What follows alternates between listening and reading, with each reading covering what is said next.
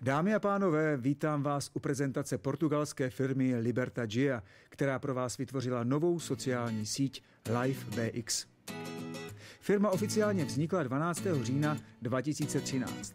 Základní myšlenkou vzniku Liberta Gia bylo vytvořit sociální síť, kde uživatelé budou mít na jednom místě blog, chat, e-mail, televizi, rádio, MP3 přehrávač, volání, místnost na webináře, hry, loterie, online obchod, bazar a tak dále. Budeme mít nejen výdělky, ale taky zábavu na jednom místě. Je to pro nás obrovská příležitost. Zhruba rok před spuštěním projektu se 13 investorů s bohatou zkušeností v multilevel marketingu dohodlo a začali na projektu pracovat. Firma má kancelář v hlavním městě Portugalska Lisabonu. Generálním prezidentem je Rui Salvador.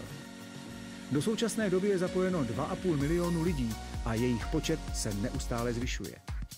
Při registraci je nutno poslat doklady k ověření totožnosti z důvodu rušení falešných registrací, protože člověk může být registrován pouze jednou.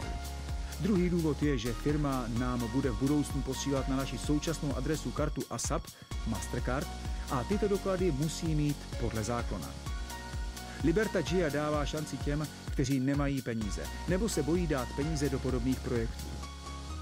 Výdělky jsou závislé nejen na vašem plnění úkolů na naší sociální síti LiveBX, ale i na práci lidí pod vámi zaregistrovaných. Máme 4 druhy výdělku. Za prvé sám za sebe, když plním úkoly, tasks. Za druhé své přímé registrace bez měsíčního aktivačního poplatku KIT. 10% za prodej produktů, 15% v binárním systému, zisk z kratší nohy, bonus za prodej placených paketů, balíčků. Za třetí, zisk od 1. až 6. linie podle balíčku, na kterém jsme, nutnost poplatku KIT. Bonus z úkolů, bonus z prodeje produktů, zatím je 7 produktů a je připraveno dalších 30 produktů. Bonus z nájmu. Za čtvrté, binární systém do nekonečné linie. Bezpečnost našich údajů ve virtuální paměti LiveBX zajišťuje firma Amazon, která s Liberta Gia podepsala smlouvu. Základní paket Bronze je úplně zdarma. Každý, kdo tento balíček má, získá LiveBX s kapacitou 10 GB, hlavní produkt firmy LiveBX virtuální paměť.